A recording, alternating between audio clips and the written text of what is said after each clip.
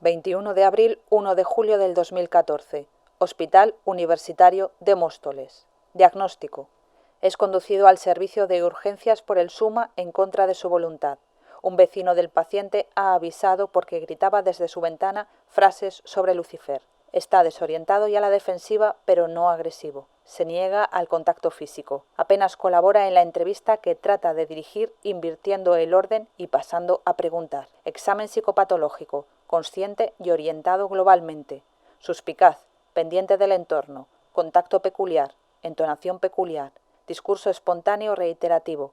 A veces presenta asociaciones laxas de forma fonética o semántica, llegando a resultar incoherente. Usa rimas en consonante. Inserta palabras en inglés. Exaltado. Oculta información. Juicio alterado de la realidad. Nula conciencia de enfermedad. Esquizofrenia paranoide resistente al tratamiento. Valorar iniciar tratamiento con clozapina.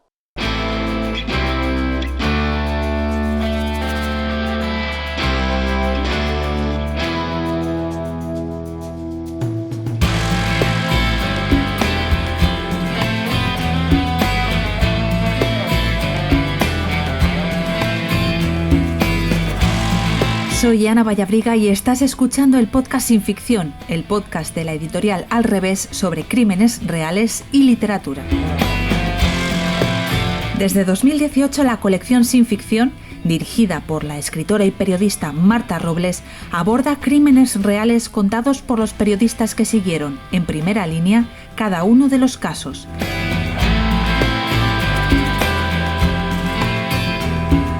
Si quieres saber más, tienes toda la información en alreveseditorial.com.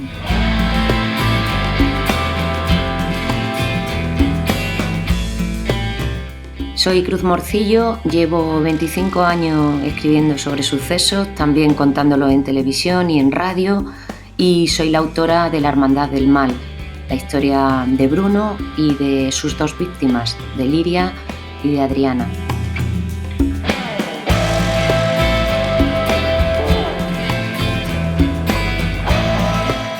Bienvenida, Cruz.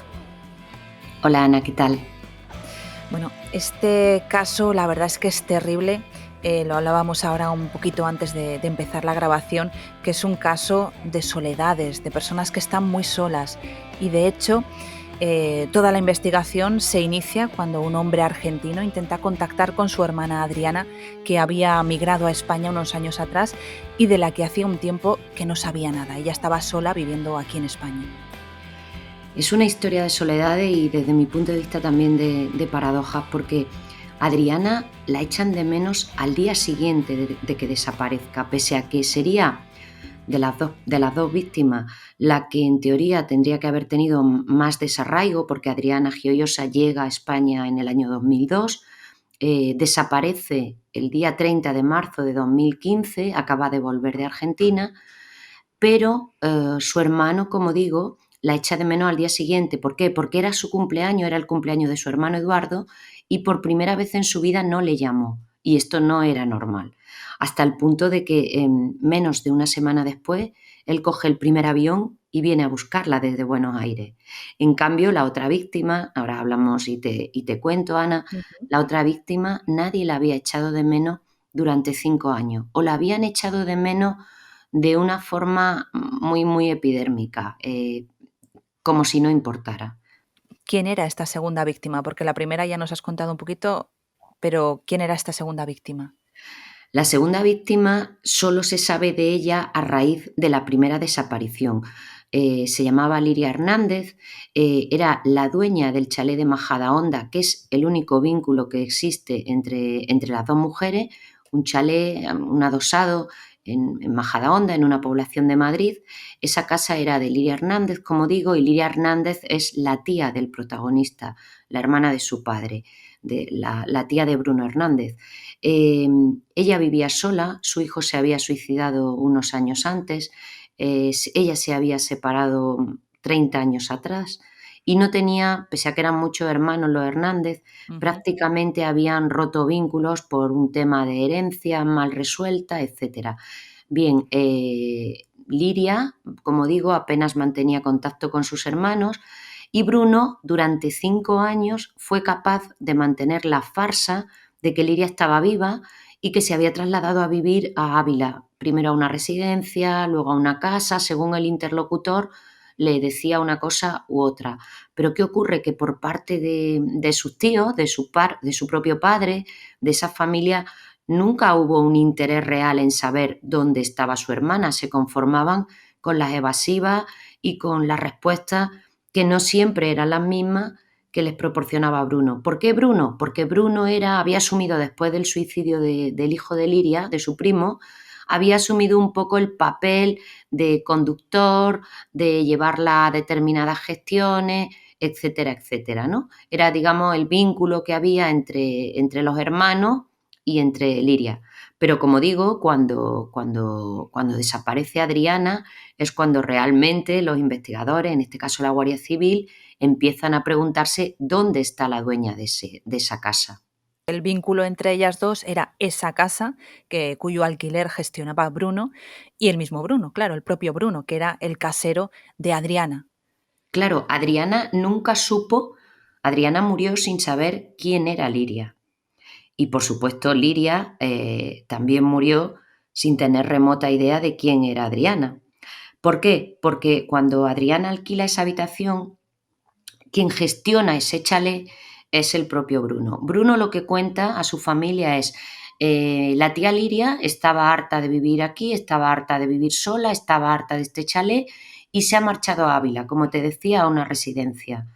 Ella está allí muy bien y me ha dejado la gestión del chalet durante 15 años a cambio de una cantidad de dinero para que yo lo gestione, alquile habitaciones y como que él fingía que le daba una parte del alquiler de esas habitaciones.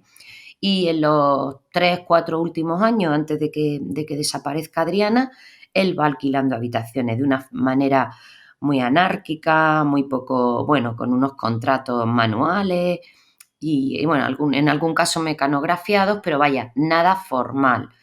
Él mantiene esta farsa y por tanto Adriana, que había vivido en bastantes pisos de alquiler y que en ese momento trabajaba en el Burger King del Carralero de Majadahonda, de un centro comercial muy próximo, pues alquila esa habitación sin tener ni idea ni del pasado de esa casa, ni del pasado de su dueña, ni de quién es el propio Bruno, porque él, en realidad él no vivía ahí, vivía en Móstoles con su padre y con su hermana, y lo que hacía era ir de vez en cuando al chalet, cuando le venía en gana, que es una queja recurrente de todos los inquilinos, ¿no? Por tanto, no existe ningún vínculo ni entre las mujeres, por supuesto. El único vínculo de todo lo que sucede en la historia y de todo lo que sucede en el libro, como digo, es una casa, ¿no? La que bautizaron como el chalet de los horrores. ¿Por qué empiezan a centrarse las sospechas en Bruno y qué indicios encuentra la policía? Eduardo llega el día 6 de abril, el día 6 de abril de 2015, que acaba de ser la Semana Santa, aterriza en Madrid.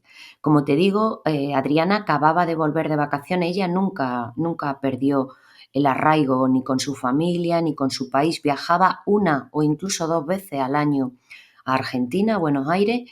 Y esto es importantísimo para mí, y es que ella estaba ahorrando, era una persona muy ahorradora, pese a que tenía un sueldo muy exiguo.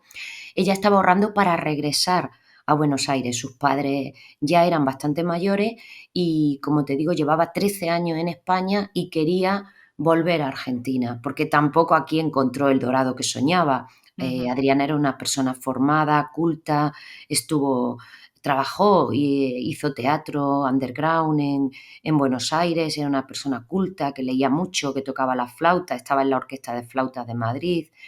Era una persona muy, muy inquieta, con muchas inquietudes culturales, estudió alemán, hablaba italiano porque tenía doble nacionalidad, hablaba, por supuesto, castellano, y entonces algo de inglés también.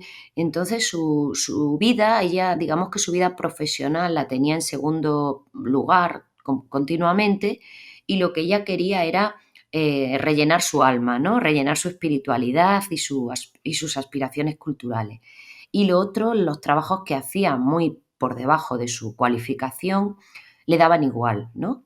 Entonces ella, como te digo, vuelve a España, regresa a España a finales de marzo, trae una lesión en la muñeca porque sacando a unos perros allí en Buenos Aires se había caído y se había hecho una lesión en la muñeca.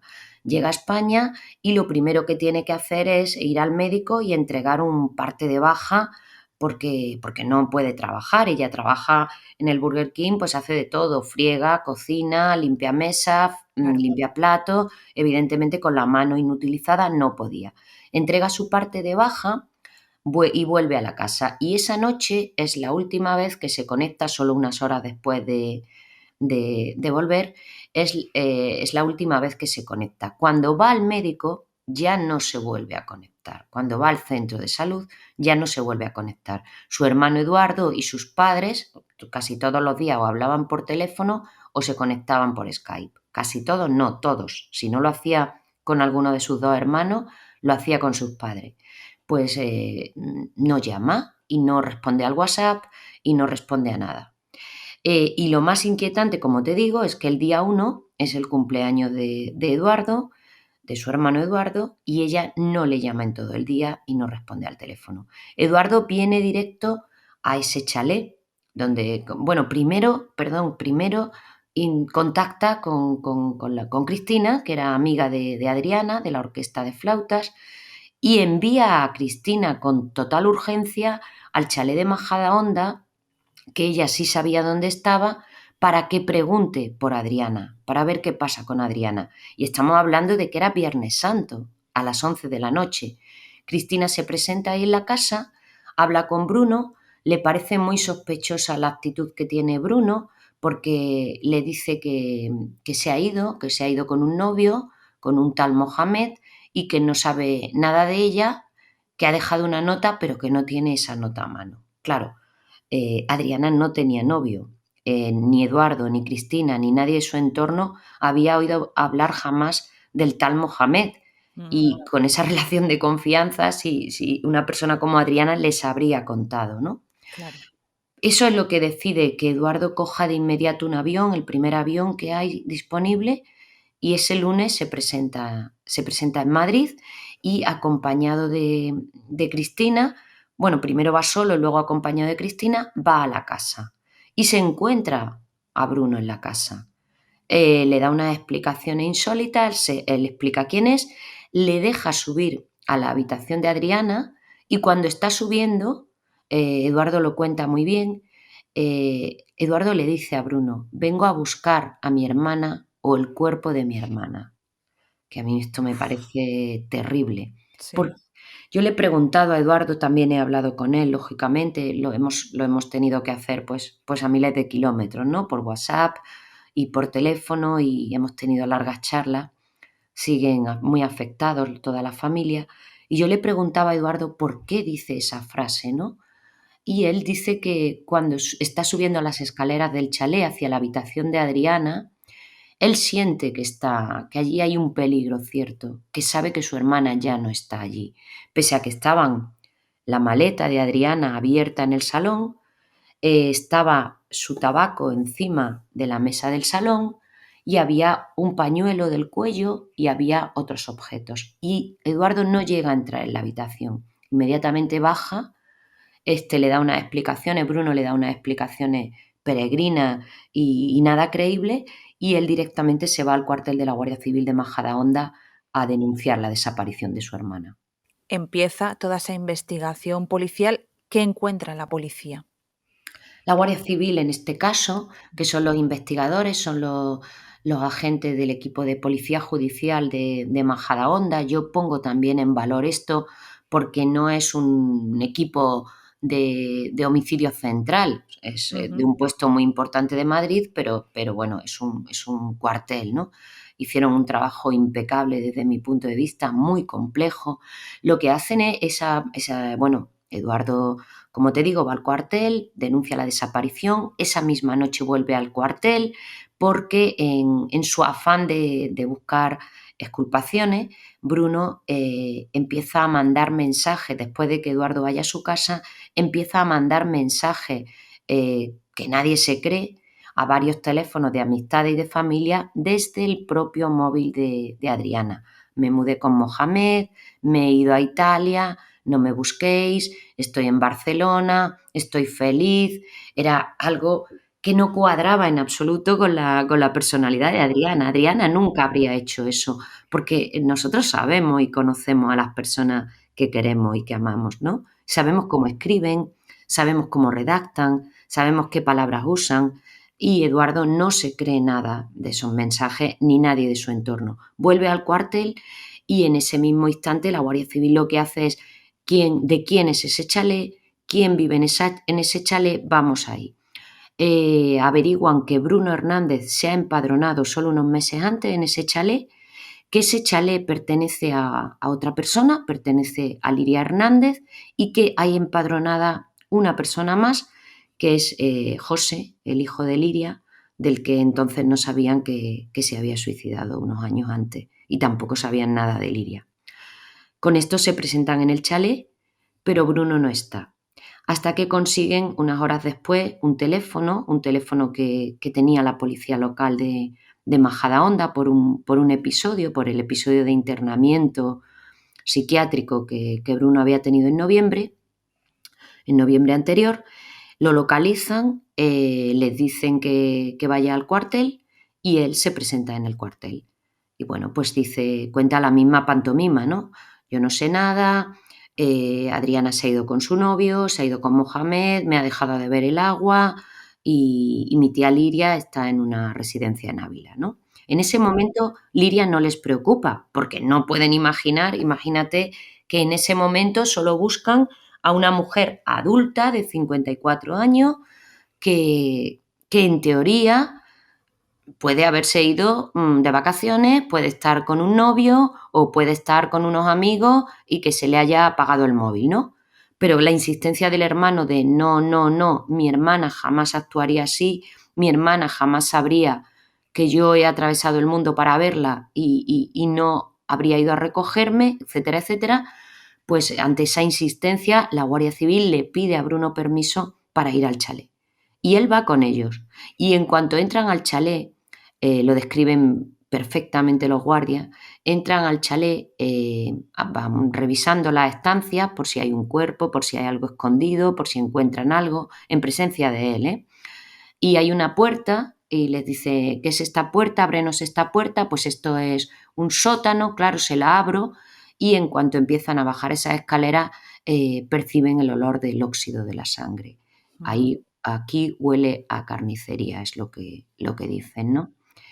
En ese momento precintan todo y se acaba esa diligencia y lógicamente se lo llevan detenido a Bruno al cuartel y bueno, empieza el trámite con abogado, etcétera, y con autorización judicial ya vuelven a ese chalet donde se hace en las siguientes horas un registro ya muy exhaustivo, una inspección ocular cogiendo todo tipo de elementos, de muestras que parecen de sangre, el sótano que parece que se ha pintado, porque además han visto un juego de cuchillos de carnicero, donde hay machetes, donde hay cuchillos, etcétera, etcétera. Y no solo ven eso, ¿no, Cruz? Hay otro objeto más inquietante aún si cabe.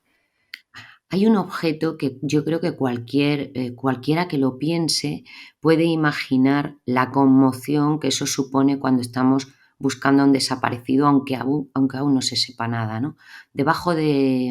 Tapado con una bolsa de plástico en el hueco de la escalera de esa bajada al sótano, descubren una picadora industrial, una máquina de picar carne, una Brauer. Es una picadora, como te digo, que se utiliza en las carnicerías para picar la carne de cualquier tipo, ¿no? En un chalet donde no hay ninguna actividad relacionada con eso, donde presenta un cierto abandono y descuido y donde se sabe que se alquilan habitaciones y hay una mujer desaparecida, hay que imaginar lo que supone esa prueba, encontrar esa prueba, esa evidencia, ¿no? Cuando tú vas leyendo el acta que levanta la secretaria judicial, yo creo que si pudiéramos seguir ese trazo nervioso de la letra, la importancia que se le da a ese elemento junto con los cuchillos, junto con lo que está recién pintado, que hay un cubo con pintura blanca, están las brochas, hay un montón de objetos relacionados con elementos de limpieza, ¿no? Hay lejía, el olor a lejía también lo perciben, hay muchas bayetas, hay muchas bolsas grandes, hay mucho, pero ni rastro de Adriana más allá de esa maleta y, por supuesto, y esto es muy importante, en su habitación, que ha sido completamente revuelta, ¿no? El juez deja constancia en ese primer auto que se hace cuando pocas horas después envía a Bruno a prisión, dice que quién se va de viaje y deja la habitación en ese estado de desorden y abandono, ¿no? En un viaje al extranjero, porque toda la habitación de Adriana estaba completamente patas arriba. Ujú.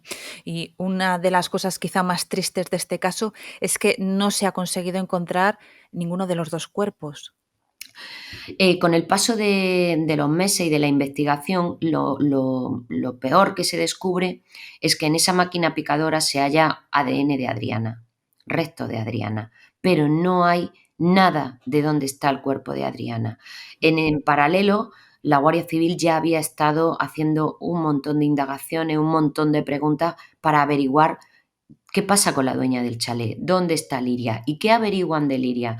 Pues que nadie no ha ido a Ávila, no ha ido al médico en los últimos 5 años, no ha cobrado su pensión, no ha sacado dinero del banco en los últimos 5 años de su pensión físicamente, y lo único que sí es todavía más inquietante es que se han hecho transferencias por más de 30.000 euros desde su cuenta a unos supuestos pagos a otra empresa, una empresa que se llama Obras y Reformas, que había sido creada por el propio Bruno. Entonces Bruno se encastilla, dice que él no sabe nada de su tía desde que la llevó a Ávila, pero analizando esa picadora que analizaron del derecho y del revés, también aparece ADN de Liria. ¿Cuál es la conclusión? Y adelanto un montón. La conclusión es que las dos mujeres han muerto en esa casa, han sido asesinadas en esa casa, y Bruno Hernández se ha deshecho de los cuerpos de las dos mujeres en esa picadora industrial.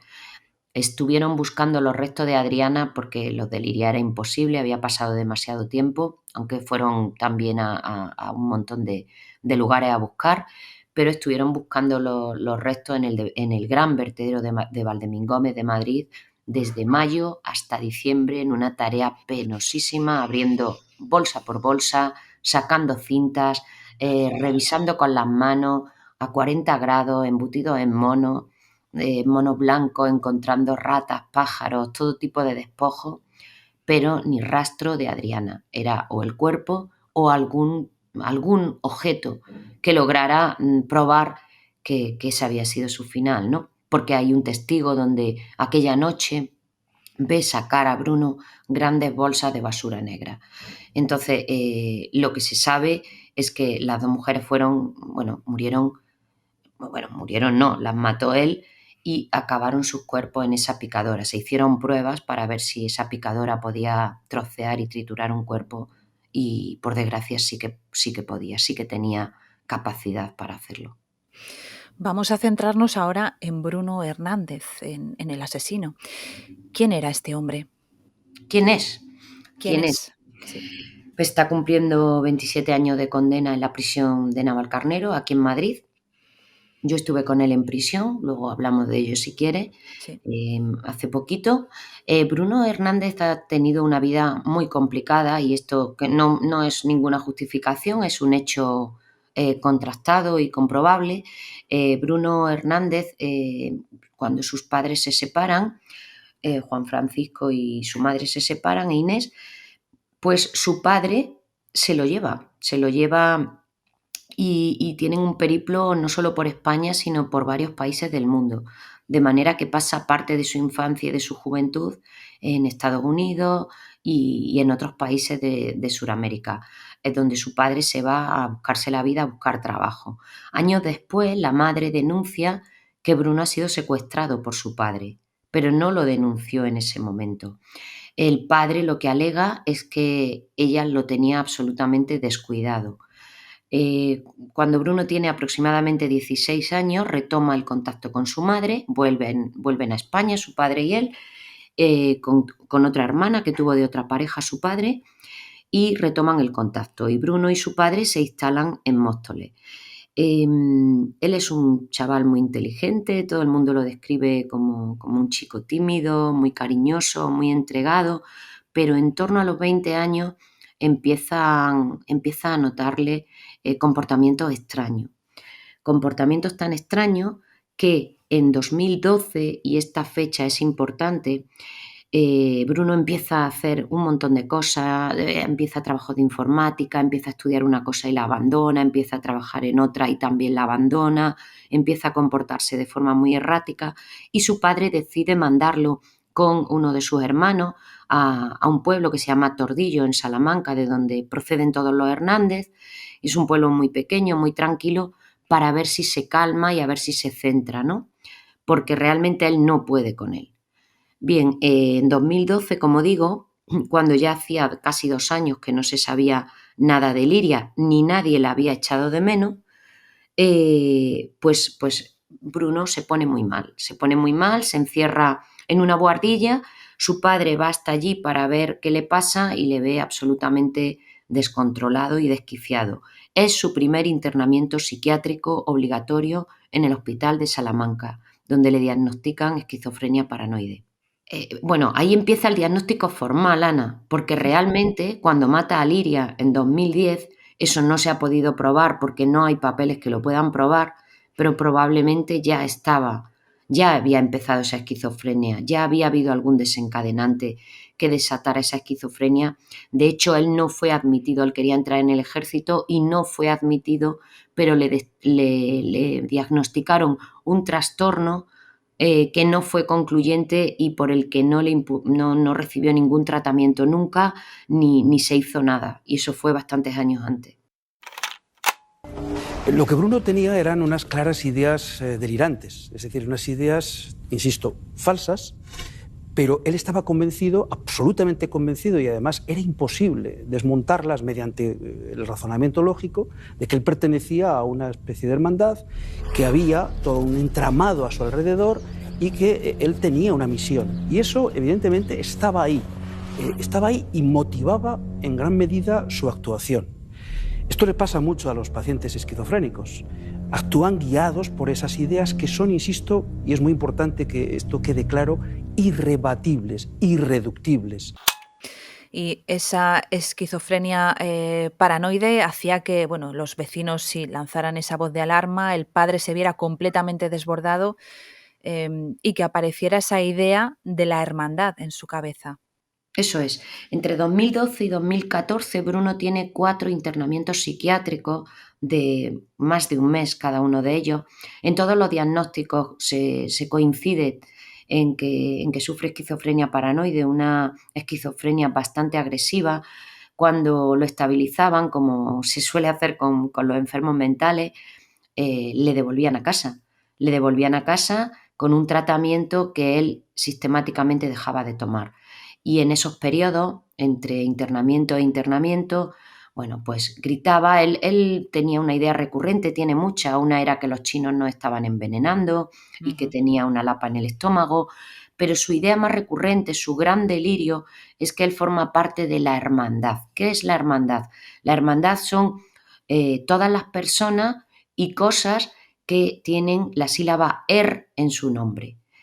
Para él son personas que están por encima, personas notables y objetos notables que tienen un simbolismo, cargados de simbolismo para él, tanto en sentido positivo, normalmente en sentido positivo, pero a veces en sentido negativo. Por ejemplo, cuando él declara, empieza a enumerar una lista de personas que son tan antagónicas como Escrivá de Balaguer, por ejemplo, el fundador del Opus Dei, o el ministro Jorge Fernández Díaz, que en ese momento era ministro del Interior, pasando por todos los que se te puedan ocurrir que tengan la sílaba conocidos o no conocidos. Cuanto más notables, más inteligentes y más ricos sean, más le interesan a él. Pues esto es la hermandad a la que él cree pertenecer y que le da órdenes en su cabeza porque él se llama Hernández y por tanto tiene la sílaba er. Ese es su mundo en el que se encierra y en uno de esos encierros conoce a Angélica, a la que se convertirá en su pareja en uno de esos internamientos y que también tiene un peso importantísimo en toda esta historia porque después de matar a Adriana y en unos hechos a los que Angélica es completamente ajena y no puede ni imaginar, deja embarazada a Angélica. Ellos querían tener una vida en común y querían tener un futuro en común. Y probablemente ese futuro en común que Bruno construye en su cabeza es el que desencadena que decida quitar a Adriana de en medio porque le estorba. Claro, porque quería recuperar ese chalet familiar, ¿no? Ese chalet para hacerlo la sede, el domicilio familiar, ¿no? Sí, aunque fíjate que Angélica no estaba de acuerdo. Angélica me cuenta algo que a mí me parece terrible, que a ella le persigue y que creo que no tiene ninguna razón, ¿no? Y es que en un momento dado, cuando están planeando ese futuro, esa vida en común con la hija mayor de Angélica y todavía no tienen, no han tenido al bebé, ni sabe siquiera Angélica siquiera está embarazada, ¿no? Pero ella le dice una frase y es: yo no quiero compartir el baño con nadie. Una de esas frases inocentes que decimos en las conversaciones de amor o en las conversaciones de futuro, que uno cree que no van a tener ninguna trascendencia y que ella cree que sí que tuvo trascendencia porque Bruno quería complacerla, ¿no? Bueno, no sabemos qué pasa en su cabeza, porque realmente habría sido tan fácil como decirle a Adriana, tenían un contrato informal, como te digo, no era nada importante, podría haberle dicho simplemente vete y ya está, vete y alquila otra habitación, porque de hecho Adriana había vivido en un montón de sitios, no le habría importado y era una persona que jamás quería el conflicto. Pero ¿qué pasa en su cabeza? Bueno, es tan pueril como que él hizo todos los documentos de Adriana, los manipuló de manera que ella tenía solo un coche de segunda mano muy viejo y ya había hecho todas las gestiones para venderlo y ponerlo a su nombre. Es decir, buscaba dinero desesperadamente, igual que antes había sacado el dinero de la cuenta de su tía, ¿no? Pero realmente era un coche que no vale prácticamente nada. Entonces no podemos buscar una argumentación lógica a por qué comete una barbaridad como esa, porque la lógica de una persona enferma mental con una esquizofrenia paranoide como la que él tenía no es la lógica con la que nos conducimos los demás. Comienza el juicio contra el presunto descuartizador de Majadahonda en la Audiencia Provincial de Madrid. Se le acusa de haber asesinado a su tía y a una ciudadana argentina que estuvo de inquilina en su casa y desapareció en 2011. También está acusado de destruir sus cuerpos que todavía no han sido encontrados en una picadora industrial. Un jurado popular será el que escuche y vea las pruebas y tome la decisión final.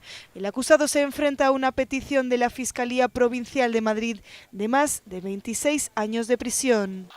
Dentro del juicio, una de las claves, ¿no?, que fue lo que más se debatió o se intentó argumentar era si él tenía un brote en el momento del asesinato o de los asesinatos o no. O sea, que es compatible el tener una esquizofrenia paranoide con tratar de ocultar los crímenes, intentar buscar un lucro con esos crímenes y ser consciente de que se ha obrado mal. Efectivamente, esta fue la clave del juicio, si era imputable o inimputable, es decir, si sabía y conocía lo que hacía por los crímenes, o si, por el contrario, la enfermedad le impedía saber esto. Fue una sesión de juicio de las más interesantes que yo recuerdo en mi vida, la he visto y la he escuchado en infinidad de ocasiones porque estuvieron hasta 20 especialistas en psiquiatría y psicología debatiendo todos ellos sobre la esquizofrenia paranoide y las enfermedades mentales. La conclusión a la que llegan casi todos ellos es que evidentemente su esquizofrenia le impedía un razonamiento lógico como a los demás, pero la esquizofrenia no anula completamente la capacidad de saber y entender, es decir, que tú puedes estar inmerso en ese delirio, en esa fabulación y paralelamente hacer determinadas cosas de la vida común. No todas, pero sí algunas.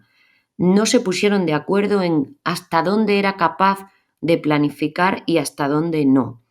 Yo creo que si se hubiera seguido a rajatabla el diagnóstico de todos estos doctores, a Bruno le habrían declarado inimputable, como de hecho entró en el juicio donde la Fiscalía le pedía pues esa eximente por esta enfermedad, ¿no? Pero acabó saliendo del juicio condenado a 27 años y 3 meses y siendo declarado imputable, es decir, que supo lo que hacía y que lo hizo porque quiso.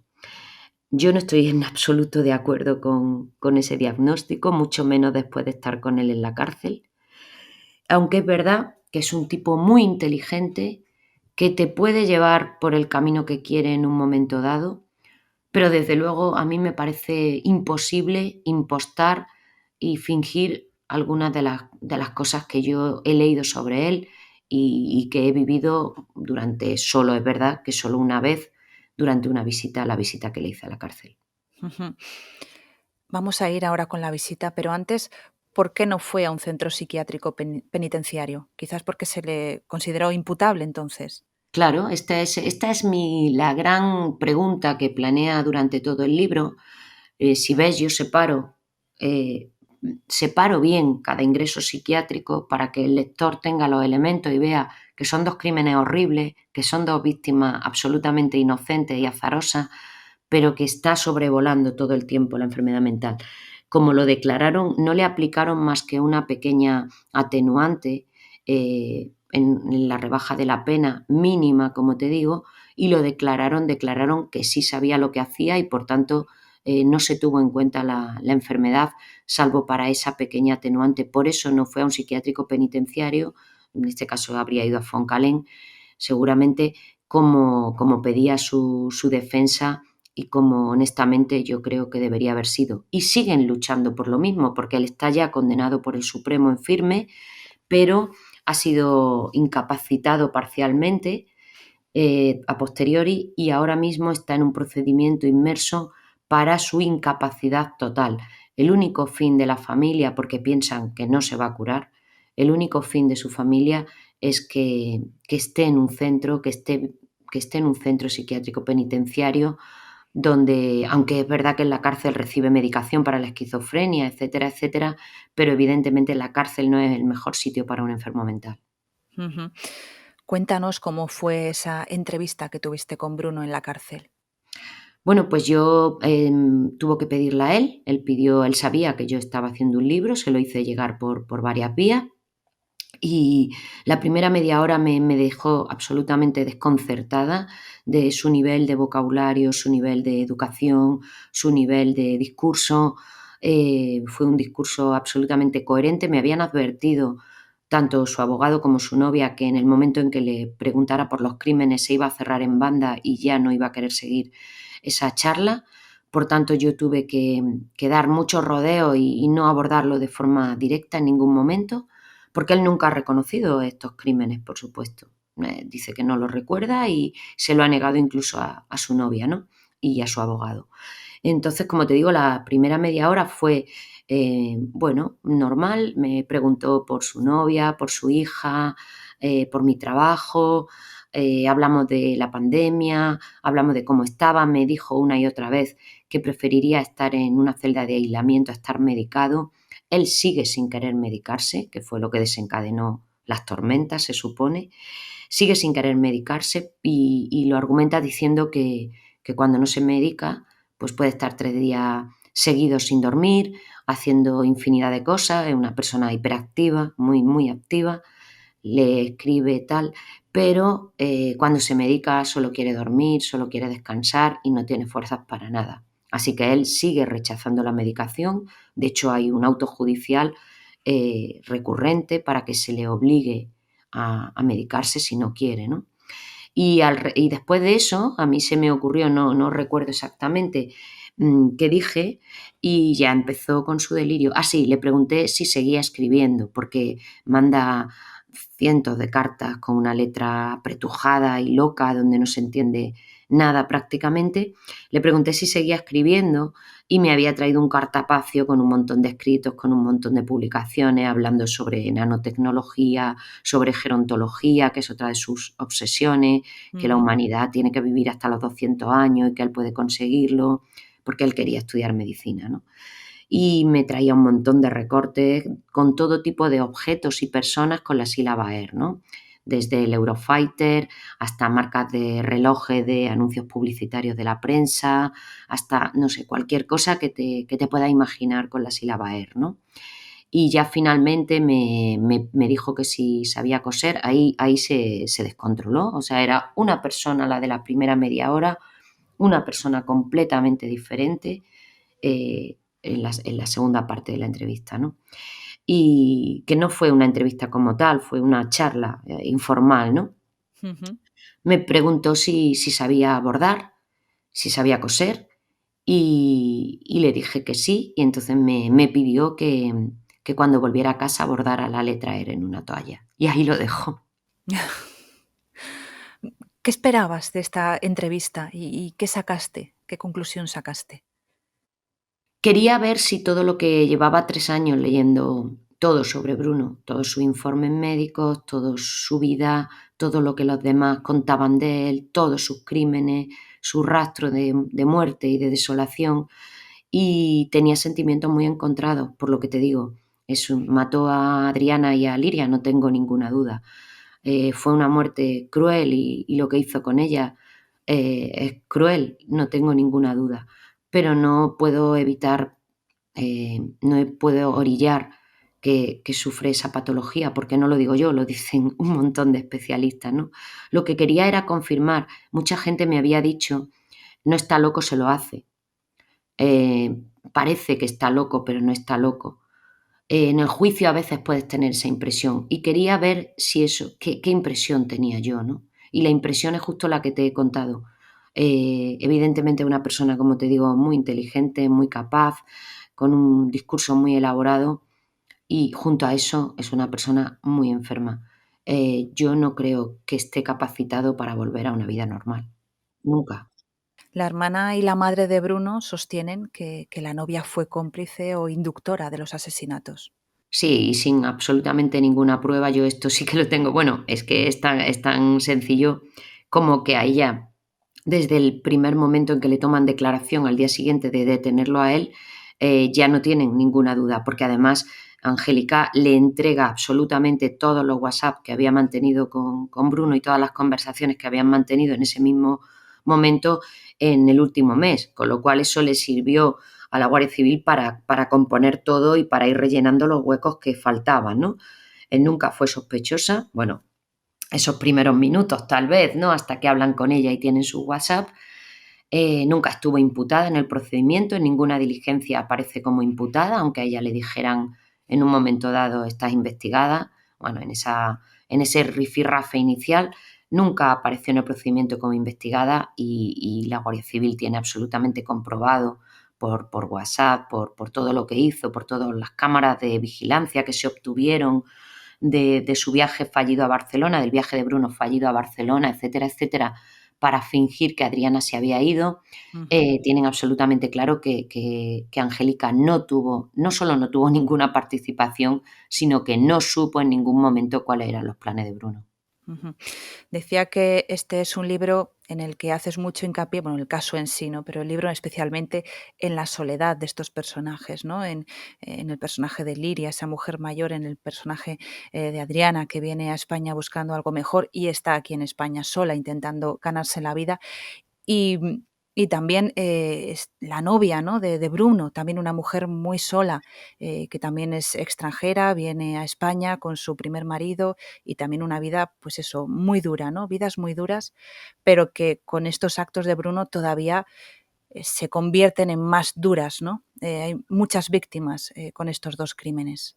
Así es, Ana. Fíjate que si no hubiera sido un libro de no ficción y hubiera sido un libro de ficción, probablemente ese habría sido mi título, Solas, porque son personas solas. Todas ellas son personas solas, por distintas circunstancias que tú acabas de enumerar muy bien y que se van explicando a lo largo del libro, cómo Liria acaba tan sola, cómo hay una imagen, ¿no? La última foto que se tiene de Liria, que es asomada a la ventana de esa casa y la capta Google Maps, nada más y nada menos, ¿no? Estas cámaras que antes nos grababan a todos.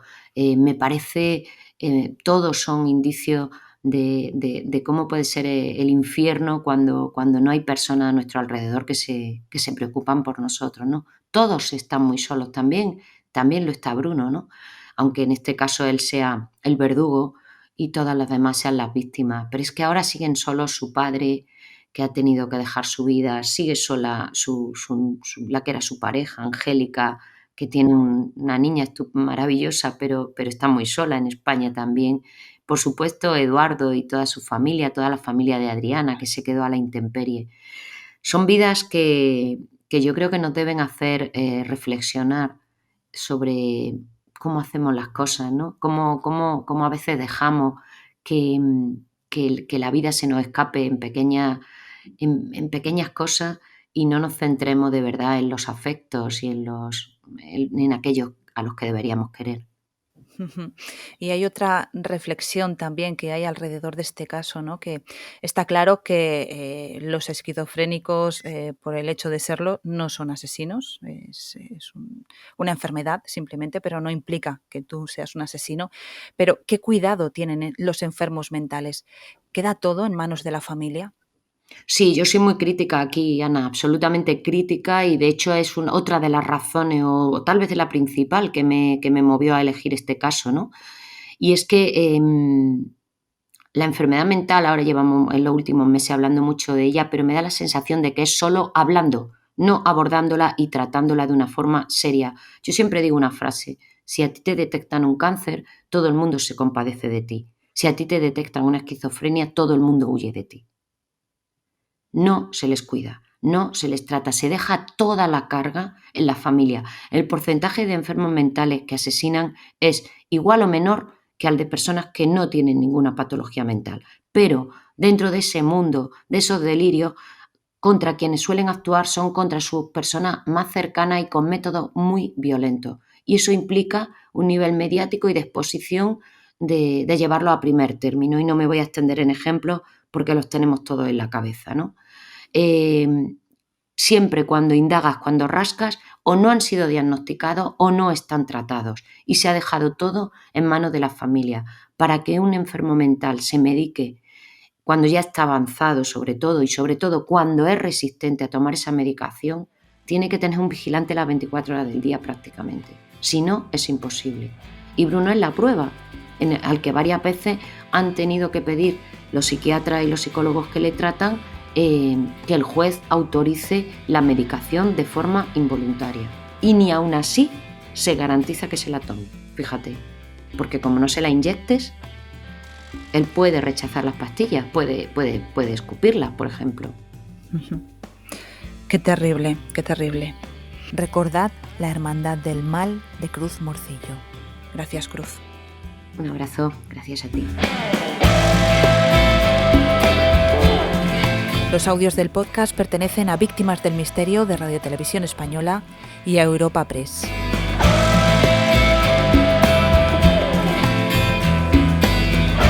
Si quieres profundizar en los casos, visita la web alreveseditorial.com. Si el programa te ha gustado, compártelo, coméntalo o dale a me gusta. Y si no quieres perderte ninguno de los episodios, suscríbete al canal. Ya sabes que estamos contigo todos los días 1 y 15 de cada mes. Gracias por escucharnos y por leernos.